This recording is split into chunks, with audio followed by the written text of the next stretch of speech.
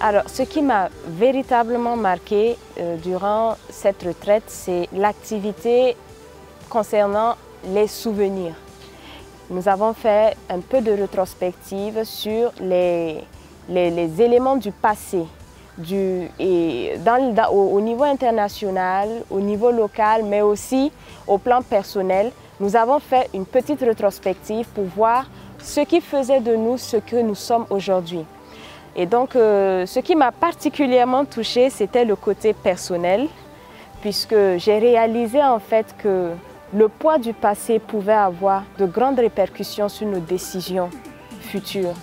Et ça m'a permis de me rendre compte qu'il est très important de toujours faire la paix avec son passé pour pouvoir être un véritable leader. C'est essentiel.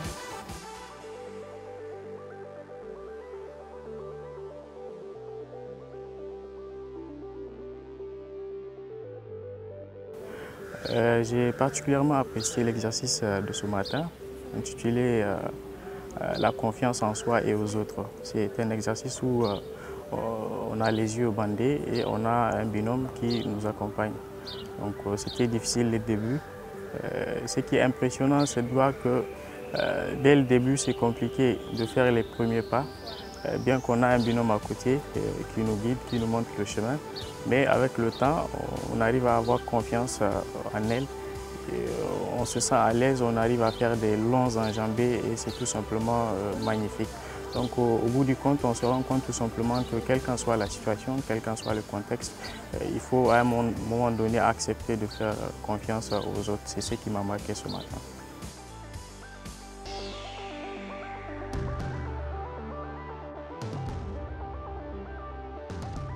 Alors présentement, nous sommes à la retraite.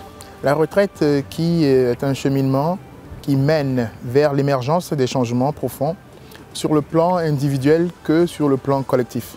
Alors notre objectif ici, c'est d'outiller les participants et tous les porteurs de projets sur leur cheminement, d'accord, et évidemment les accompagner sur les différentes étapes de la réalisation de leur projet.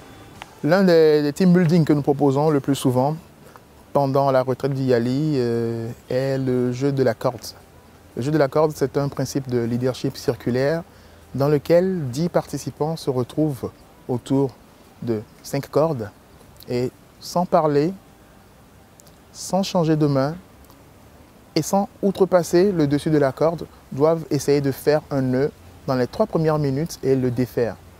L'objectif, comme ça a été précédemment dit, c'est éventuellement de pouvoir se faire confiance, d'obtenir des informations de ses collaborateurs afin d'atteindre un seul but qui est de nouer la corde en groupe et de le défaire en groupe. Donc, comme mot de la fin, je vous dirais, le Yali, c'est une opportunité que vous devez venir vivre vous-même et que vous pourrez partager aussi auprès de vos communautés.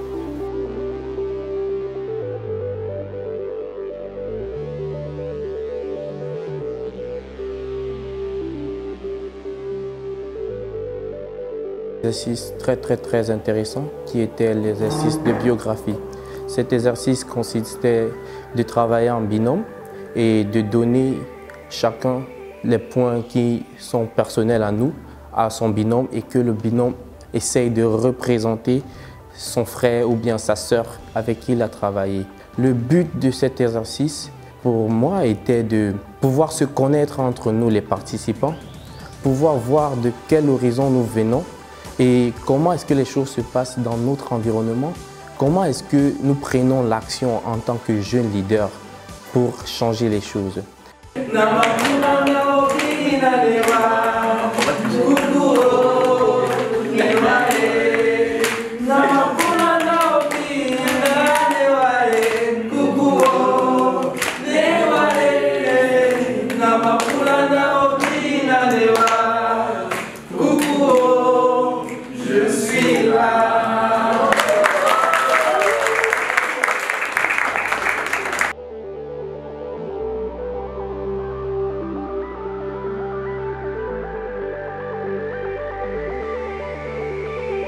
Nous sommes en train d'étudier le leadership et aussi comment gérer ses émotions.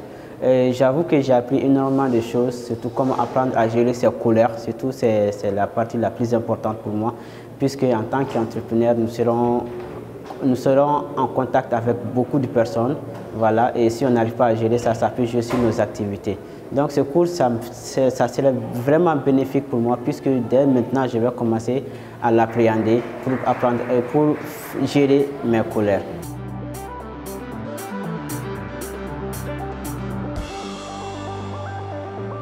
Nous venons de suivre un cours sur le management public.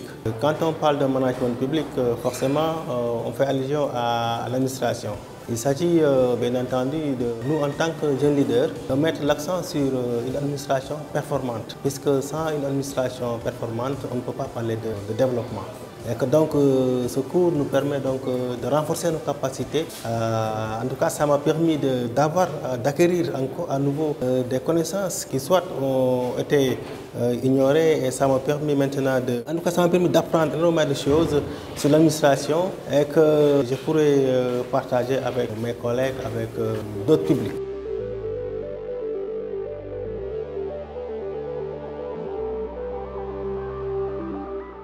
Je crois que c'était une session très intéressante sur la gouvernance avec les participants au programme YALI. On a eu des discussions pour faire justement la différence entre la démocratie, et notamment la démocratie perçue à travers l'organisation d'élections, et la gouvernance démocratique, qui, de mon point de vue, est extrêmement importante parce qu'elle souligne la dimension politique et finalement la dimension citoyenne des questions de gouvernance. Je crois que c'était un moyen de dire justement aux jeunes leaders qu'ils ont un rôle très important à jouer au sein de la société civile pour pousser les gouvernants à répondre aux besoins des populations. Et que la démocratie permanente, c'est une démocratie dans laquelle il y a de la redevabilité, où il y a un rapport, disons, différent entre les gouvernants et les gouvernés. Pour ce panel, j'ai retenu qu'en tant que jeunes leaders africains, nous devrons quand même avoir une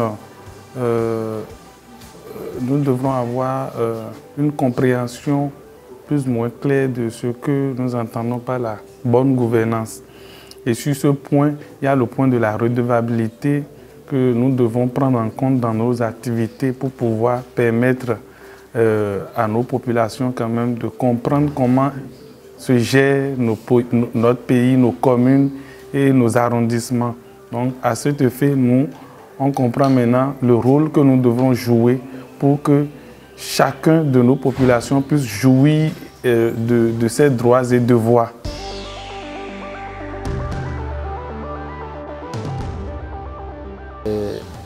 Aux jeunes du YALI qui sont ici en formation, ils ont pensé à un thème très intéressant. L'histoire du génocide est perpétrée contre les Tutsis au Rwanda et l'Afrique que nous voulons à partir de l'expérience rwandaise. Le monde et nos pays subissent le coup des mauvais leaders. Des leaders qui exploitent leurs propres intérêts, qui ne travaillent pas pour leur population, qui ne travaillent pas avec la nation, avec leur peuple. Et eux, ils doivent faire cette transformation-là. Le génocide qui a été perpétré contre les Tutsis au Rwanda a été préparé, a été exécuté par les élites, par le leadership. Et c'est eux maintenant, ces jeunes-ci, qui doivent apprendre du Rwanda comment le monde peut être méchant, mais comment le monde peut être transformé. Comment un pays comme le Rwanda est sorti des cendres et qu'aujourd'hui, c'est un pays qui a sa dignité dans le Conseil des Nations. Voilà donc maintenant ce que je leur demande, c'est qu'ils restent ensemble, c'est qu'ils pensent plus grand, c'est qu'ils soient responsables de tout ce qu'ils font, de tout ce qu'ils font. Et que le monde doit changer par qui? Par eux-mêmes, par nous-mêmes, quand nous faisons propre nos programmes, nos politiques, notre destinée. Je vous remercie.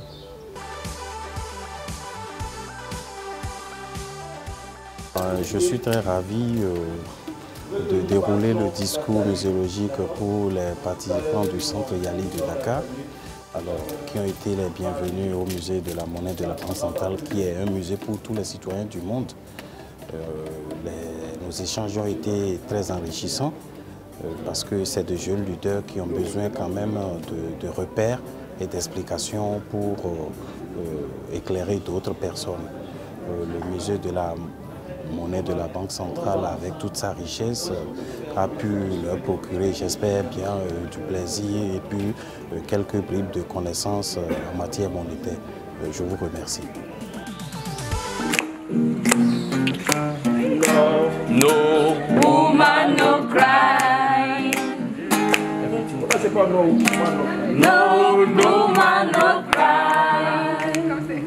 La femme, c'est l'être enlevé du côté d'Adam, nommé Ève. Une famille certes, mais une famille qui protège et élève des guerriers. Des titans, prêts à prendre des actions positives. Toute l'Afrique pourra comprendre et parler le langage du développement durable. Ici, ceux qui décident, ce sont les politiciens. Alors, femmes, bats-toi pour être des leurs. De femmes fortes, expérimentées, belles et jeunes. Et menons-les à la guerre. L'éducation est un droit pour tous. Filles ou garçons, chaque enfant doit avoir les mêmes opportunités d'apprendre en paix et finir ses études. Mais plutôt, accompagnez-les dans leur orientation scolaire. Bienvenue dans le monde des livres. Appropriez-vous de la connaissance pour être libre. Slam!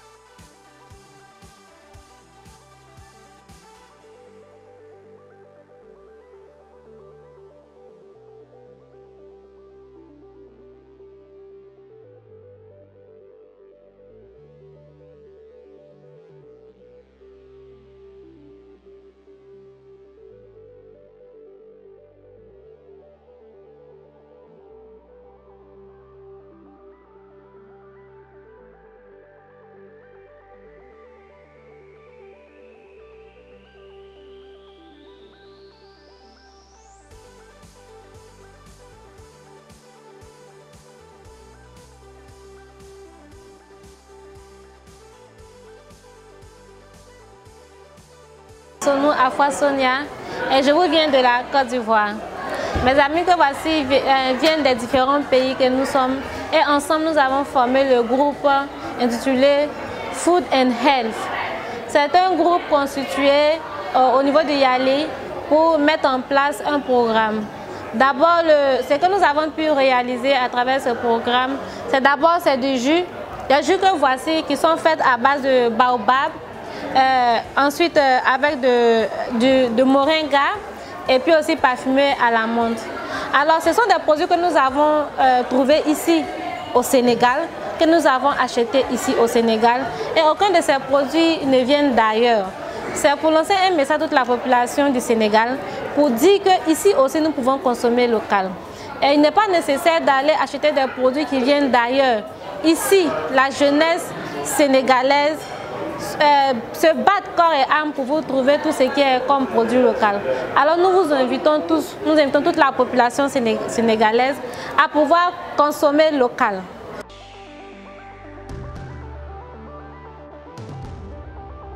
Je viens de présenter mon projet devant le jury.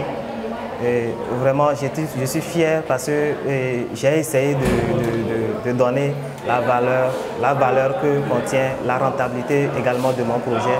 Et ils ont été vraiment satisfaits par rapport à la présentation du projet, par rapport à la rentabilité du projet et par rapport à l'impact social que mon projet a sur le marché. Voilà, ils m'ont fait des remarques et ces remarques vont me permettre d'améliorer mon projet. Encore, ils ont vu l'emballage, donc ils ont fait des remarques sur l'emballage que je dois apporter pour que mon projet, le produit puisse être compétitif sur le marché.